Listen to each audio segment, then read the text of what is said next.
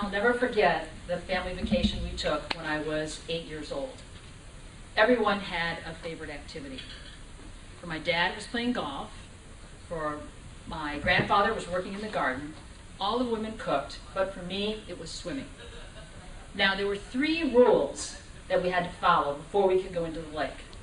First rule, you must always wait 30 minutes after eating before you swim, because you might get a cramp and die. 2, you must always wear a pair of old tennis shoes in the water, because you might slip on an algae-covered rock, crack your head open, and die. And 3, you must always have a lifeguard, so that if you were to slip and fall or get a cramp, someone would be there to help you so you won't die. Now, one day after lunch, I put on my old red Keds, and I waited the 30 minutes that felt like 3 hours for my 2 lifeguards. On this day, it was my grandmother, Concetta, and my great-aunt, Crucifixia. Now, other than the interesting ethnic names, there's things I'd like to tell you about them. The first thing is, they were about 5 feet tall, and they weighed in at 295 pounds each. They had their hair done once a week. It was washed, set, sprayed, teased, combed, and lacquered. On a windy day in Chicago, their skirts might fly up, but their hair would not move. And the last fact is, neither of these ladies knew how to swim. So I finally have my moment. I'm in the water. I'm floating around on my back. I'm having a wonderful time. And I hear somebody shriek, "Snake! Serpente, snake!" I scramble to my feet to try to figure out what is going on. I nearly slipped on a rock and cracked my head open. But I managed to watch these 2 women move faster than they had ever moved in my recollection. My grandmother yells to my dad, "Ah, I need a golf club." "What do you want, a wood or an iron?" "An iron!"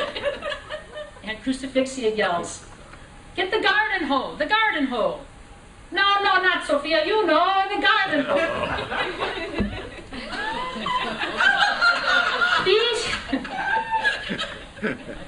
I was there, it was crazy. These 2 ladies, they proceeded to whack this snake. They beat him to the point where his own mother wouldn't recognize him. What can I say? That day I saw my first Sicilian hit. My grandfather, Melchior, noticed me standing in the water shivering. He called me over. "Come here." He proceeded to tell me how you can tell a good snake from a bad snake. And he assured me that this day, this snake was a good snake. In fact, he was probably Sammy, our neighbor's pet snake. So I picture my Uncle Dominic being dispatched to the neighbors to talk about Sammy. "Got some bad news for you. We found Sammy in the garden. Dead. Died of natural causes.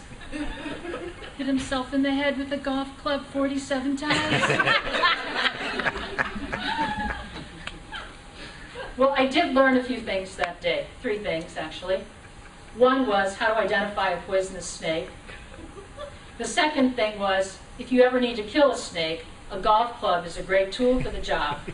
But if you can hire a Sicilian grandmother from Chicago to do the job, you are ensured success. The third thing I learned that day was what looked like 2 crazy fat ladies whacking a snake was really an action that was shaped by the events of their lives. When Concetta and Crucifixia came to the United States as young women, their first job was working on plantations. So they knew what poisonous snakes could do. They had a good reason to be afraid. But that day, they stepped into their own power, and they took quick, decisive action. They finished the job. We all need to step into our own power. Because when we do, we can be a force to be reckoned with, and we can have the life that we want to live.